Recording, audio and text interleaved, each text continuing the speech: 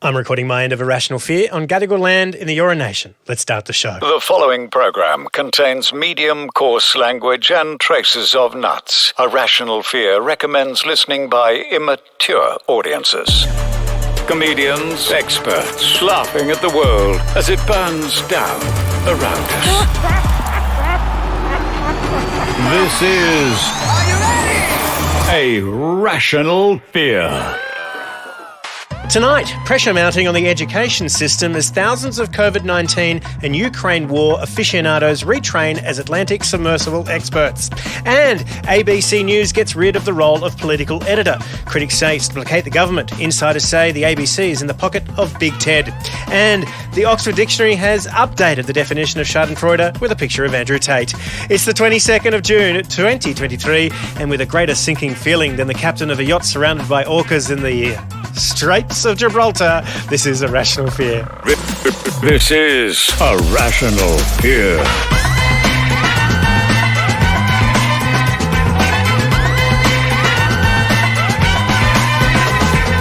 Don't forget to unplug your set. Welcome to Irrational Fear. I'm your host, former disgraced son of President Biden, Dan Ilic, and this is the podcast that laughs in the face of the scariest news. Let's meet our fearmongers for tonight. They're a former Collingwood player and Olympian, and they're used to running around hockey fields, but right now they're running on adrenaline because they've been up for 5 nights watching the Ashes. It's Georgie Parker. Welcome, Georgie. Hey. Yeah, I'm tired. I'm so tired. This is amazing. Long-time listener, long-time Patreon supporter, first-time fearmonger. It's great to have you. Yeah, it's a dream come true, guys. I'm going to put that up on the pedestal with the Olympics representing Collingwood, living out a childhood dream of that and living out my dream of being a sports broadcaster. This is right up there. Tell you what. We get so many people who Say the same thing. They win a gold medal at the Olympics, and as Bruce McAvaney is chasing him down the field, they go, "What's next for you?" And they go, "Fingers crossed, Irrational Fear." Yep. It's been spoken about in the village. Yeah. I tell you what, that's what they've been talking about. Podcast. Yeah. Everyone's like, "How much fucking is happening in the village?" And they're like, "None. They're all just listening to Irrational Fear over and over again." Shit, you've got our stories. Did you manage to get a kip in before tonight's broadcast? Yeah, obviously I had I booked out this morning big meetings out of the office, so I went in at 11. But cricket's one of those things that you can't turn it off, because once you turn it off, you miss something happening, and then you're not a real fan.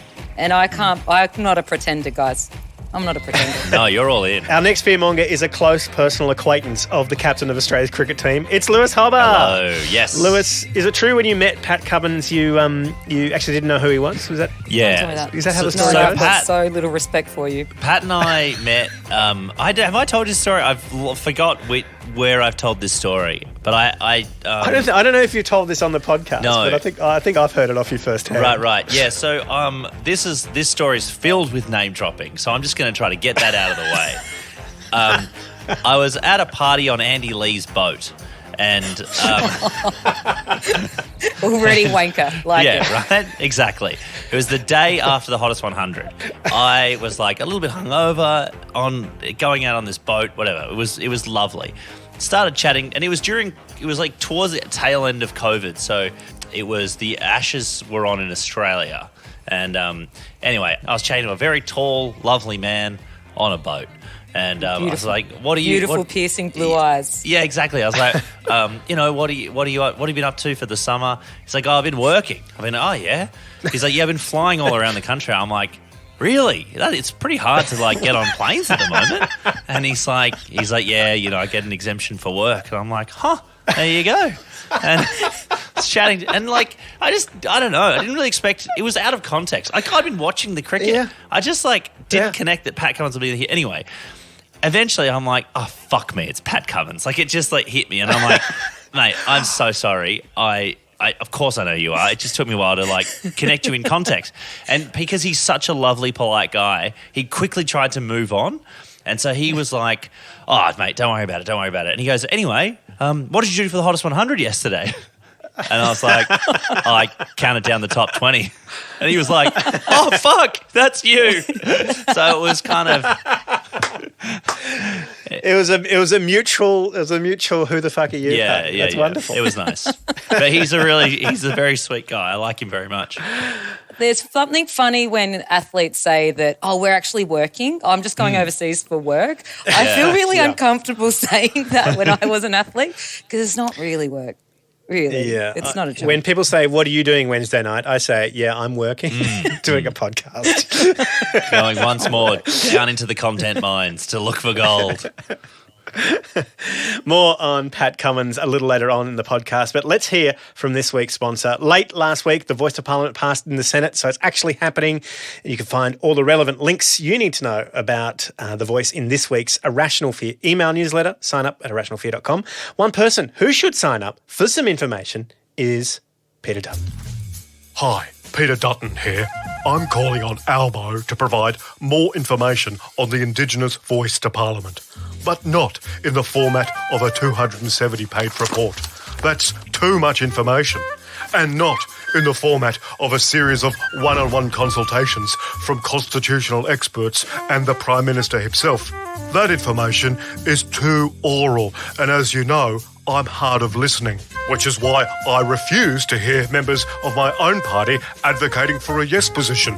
You could try to make a pamphlet with pictures that move when you pull a little tab, but it'll go straight into the shredder. If a report, briefings, conventions, pamphlets, a decade of development, and even lobbying from my own party won't convince me, Peter Dutton, maybe there's another reason that a former Queensland cop is against an Indigenous voice to Parliament. I just can't put my finger on it. But if I did, I'd have to vocalise it, and then I'd have to sue myself for defamation. And maybe that's the only detail that's missing. Albo. Authorised by Plausible Deniability, Canberra. This week's first fear, dabbling in double dissolution. Labor are seeking advice from the Solicitor General about a double dissolution over their Housing Affordability Future Fund. This is how the bill works. I don't know if you know, the bill sets aside $10 billion, which should in theory spin off like $500 million every year to pay for social housing. For those in Sydney, that's like having a house in Vaucluse that magically makes a granny flat in Castle Hill every few months. So that's how that works. The Greens needed more convincing, saying that it doesn't really support renters, but all it does is really help construction and developers and everybody else who actually invests in property.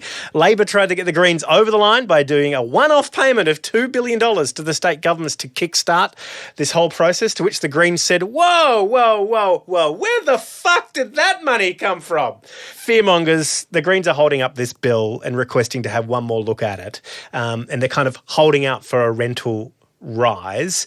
If there was a double dissolution, do you think there are enough renters in Australia that could get a few more votes for the Greens to lock in their rents? Do you think that could be a good enough trade-off? Well, $2 billion isn't that much. It's really only 2 stadiums in Hobart. So, let's just put it into perspective. It's also only 2 ABCs. And, if you've got one, why do you need 2 more? I kind of think that Labor, I don't know. It's so hard to tell because obviously, like where I work, and I don't hang out with anyone who owns a house. You know what I mean? Like, Who does? and no one I talk to. Hey! A minute ago, you were just saying you're on a boat with Andy Lee. That's true, but he doesn't own a house. He owns 20 mansions. That's different. I did. Yeah. They're all very lovely. He owns several boats, Anyway, it doesn't matter. It's a very diverse property portfolio across several countries too. I haven't met a single person. I think people are more across the detail of this than Labor realise. Like, usually you can get away with stuff like that and be like, oh, they're holding it up. We're trying to help and they're holding it up. Everyone knows that they're fucking renters. Yeah. Everyone can see it. And I don't think this is going to play out as well for Labor as they think. I want to know how the Greens kind of broached this whole subject with the ALP. Like, did they know that it was going to be a tough conversation? Because I've had to talk to my landlord recently about breaking a lease. Did they call up Albo and say, hey, sorry, Albo, there's a tap leaking in Adam Bant's office and we need the roof painted because there's too much mould and we also want a rental cap. Can we all do that too? Can we do that too all at the same time? We know that the government's not overly good at communicating. I was giving him a little bit too much credit. Double dissolution is a pretty big risk, though, as well. So there's been 7 since Parliament was invented, and 3 of them have totally fallen over for the government. So it's like it's got a 41% chance of failure. Do you think the government would actually do this? Can you remind me exactly what happens in a double dissolution? So the bill will go from the lower house and not get passed in the upper house, and then the government can try and put the bill through again, and if it doesn't get passed again, then the Prime Minister is within his rights to call a double dissolution. So Albo doesn't have to do it, but he can choose to dissolve both houses of Parliament, and then we have a snap federal election where all the senators have to kind of go for their seats again all at once. Normally it's only half the Senate at a normal federal election. So it's like taking the Monopoly board and throwing it in the air and starting again. I think it'll be fucking amazing for the Greens. I think if an election, I would love a housing election. I would give anything for an election to just be on housing. It would be fucking amazing. Well, you can see the Greens just easily picking up a whole bunch of new seats, particularly in places where people can't rent. Of course they would. This is the renting election. Oh my God. How extraordinary. I can't wait. I really I long for it. I yearn. Yeah, I yearn for an election where renters actually have some kind of voice. Oh my goodness. Oh, Lewis, you were talking about this hypothetical election like Channel 9 commentators are talking about the state of origin tonight. You're so horny for it. I'm so horny for it. Oh my God. Mate versus mate, it's state like versus war. state. I love when they try to compare it to war because playing a game of sport's exactly the same, obviously. Yeah, I think they're less likely to compare it to war after the Australian war headlines of the last few weeks. Yep. You're exactly right about that. They're like, it's bloody. At the end of the game, the winning team, they get a leg and they fill it up with beer and they bloody well drink out of the leg, just like bloody Move war. over, Shuey. This is how real men do it. We're doing leggies now. The podcast that takes the news and pours it over ice. This is A Rational Fear. This week's second fear. From mid-July, Fantales will cease production. According to Nestle, people simply aren't buying them as often as they used to. And to quote the press release, Fantales equipment needs significant investments and it's difficult to get the parts we need to maintain it. I'm sorry. I'm sorry. Is are the Nestle Fantales machines running on Go-Go mobiles? What's so difficult about printing trivia on wrappers and then wrapping confectionery? It can't be that hard. It's what they do professionally. It's insane. I was just at Officeworks and it felt like it was 2020. People were stockpiling Fantales. I saw a lady have 10 packets in her arms. And then the lady at the desk said, it's been happening all day since the announcement. Oh, my God. I actually went to Woolworths before the show to see if I could pick up a packet to kind of do some pop comedy. But the confectionery aisle was filled with people scouring the aisles for Fantales as well. They're bloody yum. Now, is there any chance that this is a scam? That they'll announce that it's because this happens a fair bit. Tasty Tubes came back. Yeah. Yeah, so my partner's in advertising, Kate, and she reckons it could be a scam because it happens, like you say, a lot. Most notably with the Whopper. Burger King did a false flag thing where they got rid of the Whopper. Tubes went away, but then Shane Warne started this social media campaign to bring them back. Vegemite threatened to remove Cheesy Bites, and they went away for a couple of years and then came back. And the same thing happened with Violet Crumble and Golden Gaytime and so many of these products. The whole MO is to take it away so people It's want a risk, it more. though, because they did it with Hey Hey It's Saturday and it took them 30 years to bring it back. The footy show didn't work so well either. Yeah. I didn't sign an NDA for this, but someone's commissioned me to write one of those, or to contribute to writing to one of those big brand campaigns the networks do. And Channel 9, I'm writing it for Channel 9, and one of the notes from the 9 network was, please, because they want to do a walkthrough of things from the past to the future and what's happening in the future of Channel 9. And one of the notes from the network was, please, no Hey Hey It's Saturday references.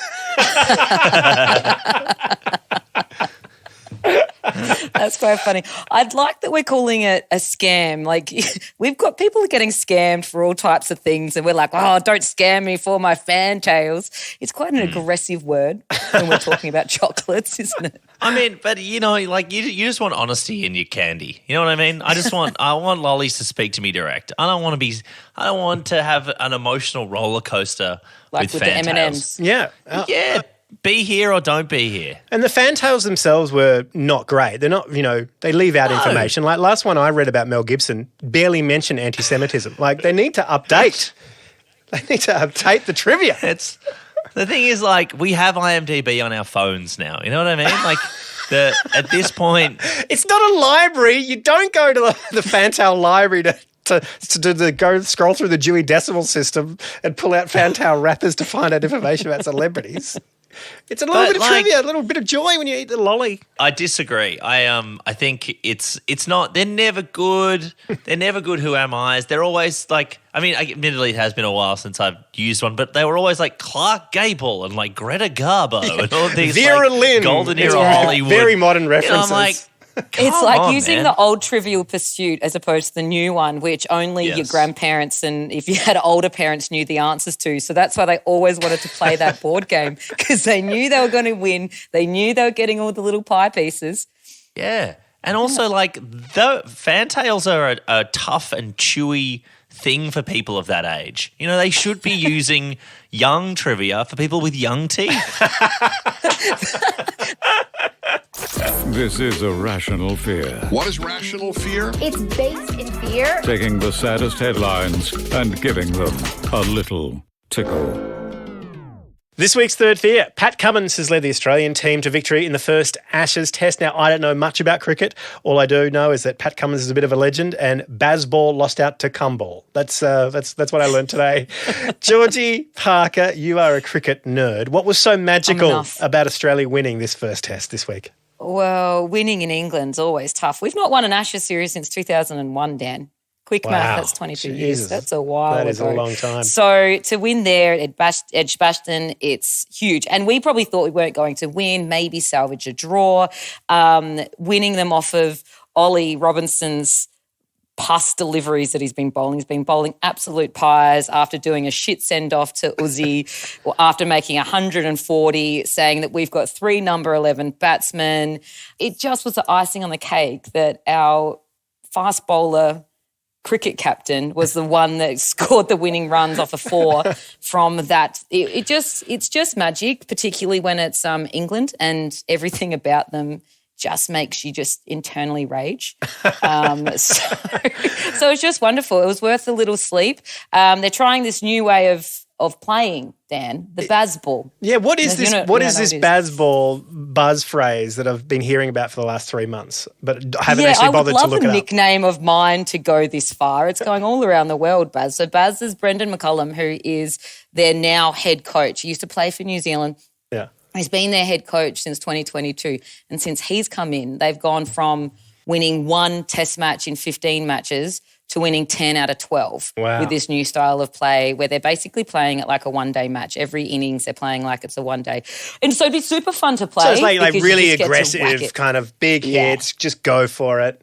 Yeah, declaring on day one when your best batter is on 110 in the middle of the crease with 5 overs to go. Like, it just doesn't make sense for the cricket purist. But from watching it point of view, it's pretty fun to watch and it gave us an outcome, I guess. But, you know, in the end it lost them the game. But I guess that's where they're going. It's good if you're young. I think the purists absolutely hate it, but the purists don't like anything. They crack the shits when they put numbers on the back of their jumper, of their shirts. They're like, that was the most outrageous thing that cricket has ever done. Oh, my goodness. You can't put that on the white shirts. Oh, God. They don't love change, cricket enthusiasts. No, particularly not in England. It's amazing to see over the last couple of months just how much shit Pat Cummins has had from like conservative media, like particularly people like Rita Pahini from like Sky News. There's a great Rita gives everyone grief. Oh, just for no reason. And then like one of Scott Morrison's former ministers, Maurice Newman, wrote this thing a few months back about Cummins is like going woke and sin and the team broke and things like this. And it's so weird, like this culture war commentary about Pat Cummins, how they say he's a complete failure. But what he did with India and what he did with England this week is, so at odds to that. And how do you, you're a pro athlete. How do you keep like the press like out of your brain or out of your sphere when you're in game mode? Thanks, Dan. I'm really glad you asked me that question as a professional athlete. It's a tough one. Sorry, Georgie, would you like to jump in on this? Well, I'm a female athlete, so we've got a completely different leverage of where we can get the reach. But the netballs were under the same kind of microscope that Pat Cummins was, because it all became from earlier in the year or end of last year when Pat Cummins goes, hey, do you know what? I don't really like that we've got all these energy providers and things as our sponsors. I want to make sure that we're not giving money. And same with the netball, it's like, we don't really want to take money from Gina Reinhart. And I think that that's the reach and the scope that athletes have is humongous, and it can reach to different sorts of people that aren't listening to politicians. So it's really important that they've got this platform, that they use it correctly, and they want to use it to what they want to say. So he's just, because he's a lefty, which, as we spoke before, who in their right mind isn't really, and he's got a platform to be able to push that. The big rights and the Murdoch hacks don't really like it. Such a weird kind of thing, though, to pile on Pat Cummins for that, and when you should be piling on for him potentially losing. But he hasn't lost much at all. No. Like there's a great piece on Fox Sports, ironically, about how there's been anxiety around Cummins not performing, but the stats are completely at odds with that because Cummins' teams have done so well. I love that, and any bit of good thing they wrote in that article was all in quotes. Yeah, quotes, as if, he played well. Like it was like all allegations that he'd done something good. He hit 45. The only press I get for Irrational Fear is my mum when she texts me about 5 weeks after she listens to an episode. She texted me a couple of weeks ago saying, hey, I had to Google Craig Quartermain for my own comedy knowledge. He seems like a, quote, nice boy like you. Well, it's a good question. And I said it to Craig, and I said, check this out. Mum thinks you're, quote, nice. I don't know what she means by that. I don't know if she's. That's more offensive to you or him. Like, are you nice? I don't know. You're my kid, but I don't know. The Pat Cummins anger is really weird. Like when you really put it in a line, like I know people have called him like Captain Planet, which is such a it's one of those crazy insults that is like Captain Planet was epic. Everyone loved the TV show. Everyone loved the guy. I can still quote it. Of course. He being like, oh, this loser, like this guy trying to save the world world guy of the 90s. Yeah, that's it. And it's also, you just it's like when people call you like a social justice warrior, and you're like, that's great. Awesome. I genuinely can't understand. Oh, you feminist. Yuck. Oh, fuck you, Equality. You nice person. Oh, look fuck at you, virtue signalling. Doing things that signal your virtue. Virtue. No, cool to have virtues. What next? It's so bizarre. And also, I don't know. I just think he has done so little. Like, if you go back through cricketers over the last, 20, 30 years, and I, particularly in, the 90s, I watched a lot of cricket. And they were fucking everything that moved. In the 80s, they were shilling for Benson and Hedges. Yeah, they were all cheating on their wives. They were cheating. They were taking drugs to drop weight. They were taking spot fixing bullshit from fucking Indian millionaires. They were taking cash from fucking briefcases. And they are on the commentary team next to fucking why not get fucking Wayne Carey on after he has done all the fuck shit he has. And then Pat Cummins just has the temerity to go, not super into this sponsorship.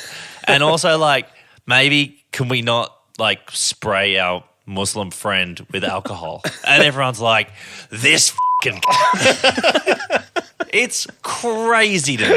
Irrational fear. Few athletes better exemplify the vacuous, self-delighted hypocrisy of preaching leftist claptrap than Pat Cummins. G'day, Dan here, just pausing the podcast to tell you all about Australian Ethical, our sponsor for Irrational Fear. They've been with us for a few weeks now and it's been absolutely amazing.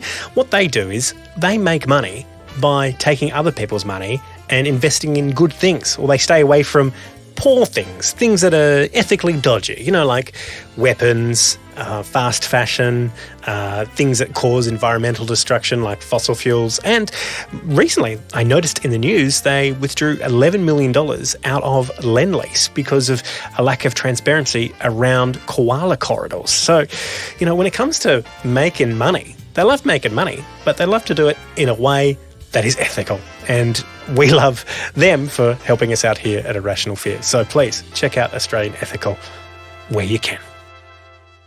If you're listening on the free feed, you'll probably be hearing a bunch of ads and a sponsorship announcement right now. If you're on the Patreon, you'll hear the sound of your smug soul saying, I'm a good person and I'm supporting independent podcasting. And you'll also hear Extra Fear, which is about the cost of KFC products outpacing inflation 2-1. Join us on the Patreon for that. Well, that is it for Irrational Fear. Big thank you to Georgie Parker, the athlete, not the actress. Lewis Hobba, also big thank you to you too. The athlete. Let's get our Friends plugs. with Andy Lee. Let's get our plugs underway. Georgie, what would you like to plug? Oh, I've got absolutely nothing to plug except for my Twitter feed, which all it is cricket stuff at the moment. So just follow, like and subscribe to absolute awful content. Georgie Parker is brilliant at the old the cricket Twitter. Definitely follow Georgie. Lewis, what are you plugging there? Nothing for me, Dan. Some exciting news soon, but still nothing for me. Exciting news soon. That's real blogging that areas. That's exciting. real Instagram areas. Working on something. Can't wait to show you. Yeah. Got a pretty sweet Soft new launch. skincare regime to drop. Soft launch, I'm plugging I like it. It's the News at the Sydney Improv Theatre. I'm going to be performing this Saturday night with Michael Hing, Angela Vipierre, Alex Lee and Tom Walker. Also, Thursday night rather, this week, I'm performing at the Opera House La-di-da with Rove McManus for Slide Night. So What the? Say hi to your mum for me. Put that on a fantail. That is it for Irrational Fear. Big thanks to Road Mike's, Australian Ethical, Patreon supporters, and Jacob around on the Teppanyaki timeline. We actually have a new Patreon supporter from last week. Let me see if I can find the name quickly. The Colonel. It's the Colonel. We just say a huge thanks to the Colonel. It's been a great year in Kentucky. He just bought a new jet. I thought we had a new one, but just a whole bunch of people deleting Make up a name. theirs. It's a whole bunch of people deleting theirs. Oh no! If you could jump on and become a member of the Patreon, that's really great, and it really supports the show. And you'll notice there's a whole bunch of ads on the free feed now. So what you do when you sign up to the Patreon, you can sign up to the adless feed of Irrational Fear and put that in your podcast player of preference. Until next week, there's always something to be scared of. Goodbye.